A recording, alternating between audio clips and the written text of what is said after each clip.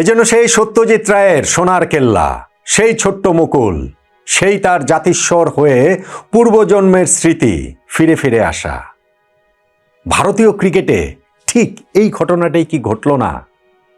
8ই March 2026 কি ফিরে এলো না 29শে জুন 2024?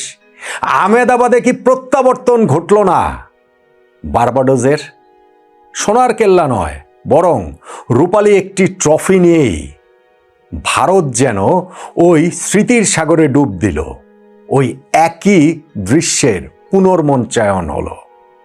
ওই একই রকম ভাবে টুকরো টুকরো ছবিগুলো আমরা দেখতে পেলাম টি-20 বিশ্বকাপ জয়ের পর। বছর দুয়েক আগে বার্বাডোজের সেই ফাইনালের শেষে বিখ্যাত আইকনিক যে ছবিটা, রোহিত শর্মা এবং বিরাট কোহলি তারা ভারতীয় পতাকা জড়িয়ে ধরে যে পোজ দিয়েছিলেন, এই দিন তো সূর্যকুমার যাদব, হার্দিক পান্ডিয়ারা একই রকম পোজ দিলেন। হার্দিক পান্ডিয়ার সেই আইকনিক সেলিব্রেশন, পিচের মাঝখানে ট্রফি রেখে তার ওই উদযাপন, সেইটা তো তিনি আবারও করে দেখালেন। সেদিনও ম্যাজিশিয়ান জসপ্রীত বুমরা তার স্পোর্টস ব্রডকাস্টার স্ত্রী সঞ্জনা গানসেনকে নিয়ে যেভাবে উল্লাস করেছিলেন, এই দিনও তো সেটাই দেখা গেল। ঘরের মাটিতে ভারতের খেলা বলে পরিবার পরিজনের সবাই তো উপস্থিত ছিলেন এবং সবার সঙ্গে ভারতীয় ক্রিকেটাররা ওই উল্লাসটা বহুগুণে বাড়িয়ে দিয়ে করেছেন। জাতীয় পতাকা নিয়ে তারা সেই উদযাপনে মেতে উঠেছেন। মাঠের আহমেদাবাদের এই স্টেডিয়ামের 1,30,000 দর্শক তো রয়েছেনই, সঙ্গে 140 কোটি ভারতীয় ক্রিকেট দর্শক এই মুহূর্তটা উপভোগ করেছে পুরোপুরি। আর তাতে করে এই জাতিস্বরের মতো 2 বছর আগের ঘটনাটা ফিরে এসে একটা প্রায়শ্চিত্ত কি ভারতীয় ক্রিকেট করলো না? ভারতের এইবার বিশ্বকাপ না জেতার কোনো কারণ ছিল না, ভারতের এবার বিশ্বকাপ না জেতার কোনো অপশন ছিল না। হ্যাঁ, টি-20 ওয়ার্ল্ড কাপের হিস্ট্রিতে তার আগের যে 9টা আসর হয়েছে, কোনো আসরে ডিফেন্ডিং চ্যাম্পিয়নরা পরের আসরে শিরোপাটা ধরে রাখতে পারেনি। তবু এই ভারতের উপরে সেই প্রেশার, প্রত্যাশা সবই ছিল প্রবলভাবে। এর আগে 9 বারের মধ্যে কোনোবারই স্বাগতিক দেশ শিরোপা জিততে পারেনি, এই ভারতের উপর সেই এক্সপেকটেশনও ছিল তুমুলভাবেই।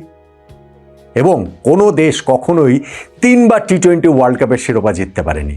এই ভারতের কাছে সেই চাওয়াটাও তো সমর্থকদের ছিল এবং প্রত্যেকটা চাওয়াকেই তারা প্রাপ্তির পূর্ণতা দিয়ে দিয়েছেন এই ফাইনালটাতে নিউজিল্যান্ডের বিপক্ষে বিস্ফোরক বিধ্বংসী একটা জয়ের মাধ্যমে। আর তাতে করেই ওই আলোচনাটার পালে এখন আর অনেক বেশি হাওয়া লাগার কথা যে এটাই কি টি-20 ফরম্যাটের ইন্টারন্যাশনাল ক্রিকেটের ইতিহাসের সর্বকালের সেরা দল।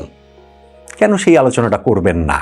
যেই দলটা গত টি-20 বিশ্বকাপ জয়ের পর থেকে শুরু করে 8টা দ্বিপাক্ষিক সিরিজের সবগুলো জিতেছে, বহুজাতিক টুর্নামেন্টে এশিয়া কাপ জিতেছে, এরপরে এই বিশ্বকাপও জিতলো। কমপ্লিট হওয়া মোট 48টা টি-20 ম্যাচের মধ্যে 41টা জিতেছে। 85% যাদের উইনিং রেশিও, সেই দলটাকে সর্বকালের সেরা মানতে অসুবিধাটা কোথায়? ভারতীয় ক্রিকেটের এই সূর্য সন্তানরা, আমি আমার টার্নিং পয়েন্টের ভিডিওতে বলেছিলাম, ভারতীয় ক্রিকেটের সূর্য সন্তান হিসেবেই তাদের ইতিহাসে অমরত্ব নিশ্চিত হয়ে গিয়েছে। এবং সেই সূর্য সন্তান 2 অর্থেই, আক্ষরিক অর্থেও যেমন, প্রতীকী অর্থেও তেমন। সাফল্যের সূর্যটা তারা যেমন ছিনিয়ে এনেছে, ঠিক তেমনিভাবে তাদের ক্যাপ্টেন সূর্যকুমার যাদব সূর্যের সন্তান, সেই হিসাবেও আপনি এই দলটাকে সংজ্ঞায়িত করতে পারেন। দলটা কি ছিল দেখেন, এবং কেমন পারফর্ম করেছে দেখেন, এবং কিভাবে আমি বলছি যে তাদের শিরোপা জেতা ছাড়া অন্য কোনো অপশনই ছিল না। এই ভারত শিরোপাটা কেন জিতবে না? আপনি দেখেন যে তাদের যখন যেইখানে যাদের প্রয়োজন পড়েছে তারা কিভাবে পারফর্ম করেছে। ধরেন আপনি সঞ্জু স্যামসন, টুর্নামেন্টের শুরুতে যিনি ভারতের একাদশেই ছিলেন না, অথচ টুর্নামেন্টের শেষটা তিনি কিভাবে করেছেন। ভার্চুয়ালি কোয়ার্টার ফাইনালে রূপ নিয়েছিল যেই ম্যাচটা ওয়েস্ট ইন্ডিজের বিপক্ষে, সেই ম্যাচে 50 বলে অপরাজিত 97 রানের ইনিংস খেললেন। সেমিফাইনাল ম্যাচে ইংল্যান্ডের বিপক্ষে 42 বলে 89 রানের ইনিংস খেললেন।